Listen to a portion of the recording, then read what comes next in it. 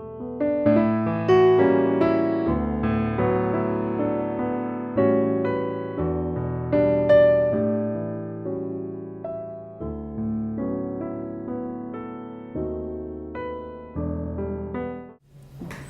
from Indian Medical Association and eMedi News. Welcome to our show, Chat with Dr. KK. We have with us Dr. R.V. Asokan, who is the Secretary of IMA Hospital Board of India. Thanks to be in our show.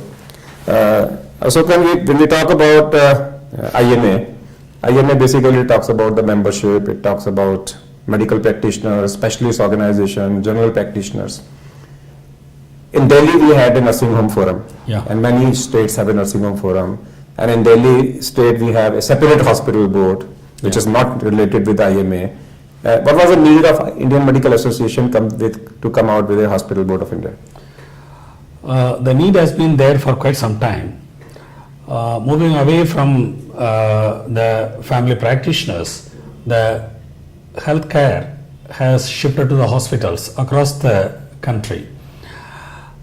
And to move this industry in the ethics and etiquette of the medical profession, IMA as the largest body representing the medical profession has to have linkages and some benign influence on the hospitals.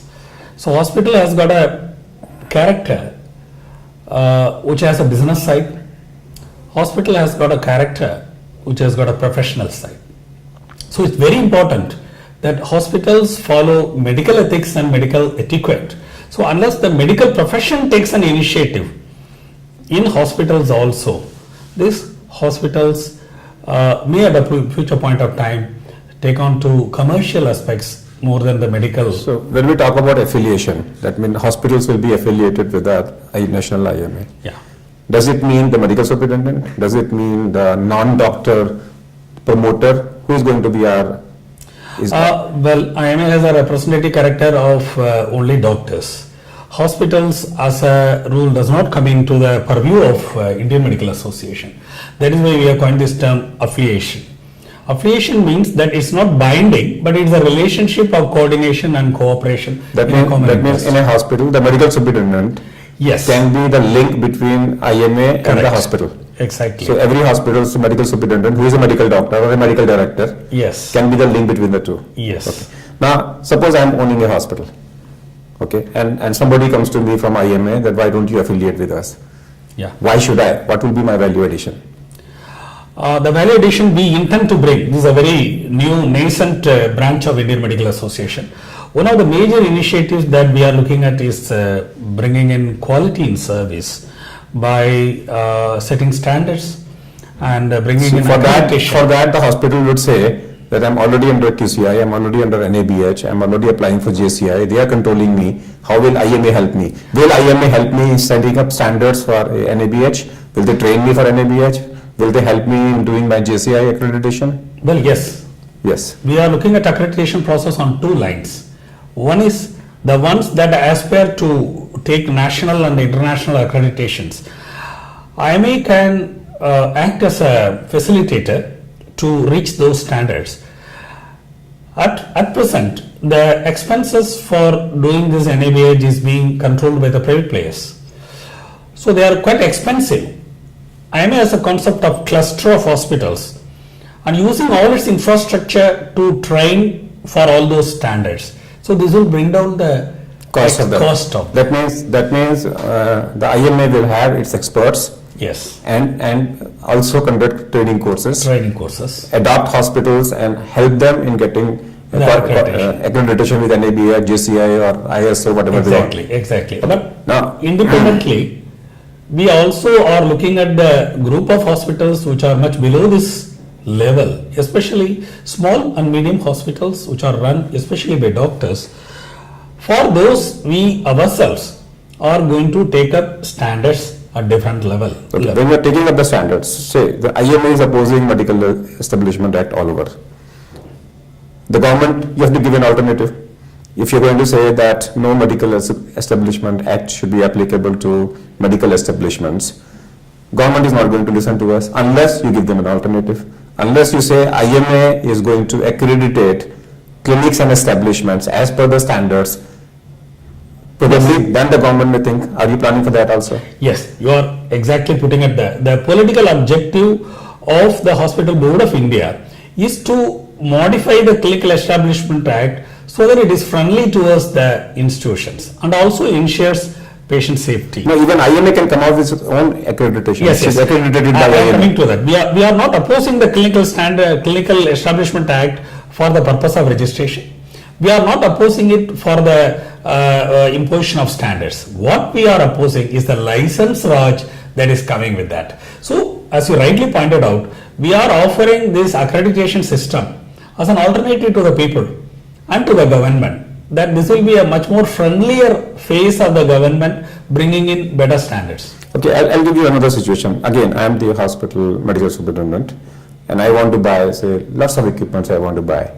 And people who are my vendors, they always try to freeze me. They always want to negotiate and then they don't give me service. The job is to just push their equipments, and when it comes to service, they try to say every 5 years they say, no, the machine cannot be repaired, now I buy a new one. Yeah. Are we going to come out with certain guidelines, negotiate with vendors? Yeah. That means if you can negotiate, you say, Yeah. okay, we need 100 ultrasounds, our member needs 100 ultrasound. And if you negotiate 100, the price will be much lower and the service terms can be much higher, much better for the hospital boards. Yeah. So are you thinking of that, a group negotiation? Exactly the same. Especially many of the hospitals are finding difficult with the after sale service. Yes, absolutely. So both these things of negotiating a better price, we should bring in cost cutting for the hospitals, and ultimately the cost is passed on to the patient. And the second, more importantly, looking at a quality after sale service, we will have a collective bargain.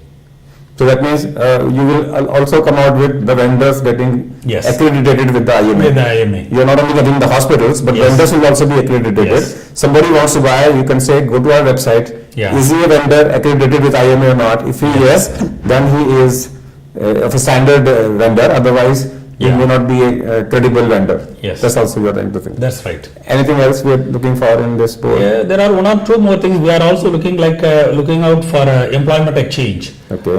which may help the hospitals for finding doctors or even the whole setup. When it comes to hospitals, are you also doing for the associated medical colleges? Not only for the hospital, because medical colleges are associated to hospitals where they find difficulty in their placements. We have not reached thus far because all these things are. But ultimately, yes. Ultimately, yes. Ultimately, yes. Anything to do with the hospitals, I think IMA has to have a say on that. Policies, Yes. when it comes to national policies, National budget policies. allocation, everywhere. Yes. But those are the main portfolios of IMA. But hospital board is a. I'm only talking about budget allocation for hospitals. Yes.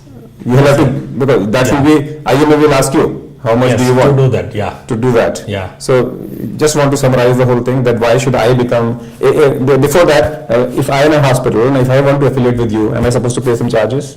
Yeah, there are charges, but these are through the state chapters. IMA Hospital Board has got state chapters. The state chapters are free to fix their level of charges. And this is divided into primary, secondary and tertiary hospitals. A hospital has to declare whether they are a primary institution where there are no inpatient care. Then they pay to the state. Yeah. And then some money comes to the national Some body. money comes to that. And then it has to be state and national, but not at the level of branch. Yes, there is a provision for local branch chapters also is there. Three tier, like the IMA, there is a three So it tier. will be absolutely like an IMA. Yes. Okay. Any final message if you want to give it to our listeners? We are convinced the future of the healthcare lies with the hospitals. So long as the hospitals are providing services to the patients, all the services will come under the medical professions, ethics and etiquette. Okay, but my last question is, what do you define by a hospital? More than 5 beds, 3 bed, 2 bed, 1 bed, what? Hospital means what? To become affiliated with you. There should be 24 hours inpatient care. That's all. Yeah. Whether, even if it is single bed. Yes. Even if it is single bed. Yeah. So what Dr. Asokan says is that Hospital Board of India is a new venture of Indian Medical Association. All establishments in India who are providing 24-hour indoor services to a patient, even if it is 1 bed, it's the right time for them to get affiliated with national IMA And IMA will not only help you in negotiation, bringing quality into your service, but also will help you not only in financial negotiations, but also saving you from medical legal problems. That's all for today. Let's thank Dr. Sukan to be here with us. We'll come back with one more such show. Till that, goodbye. Thank you.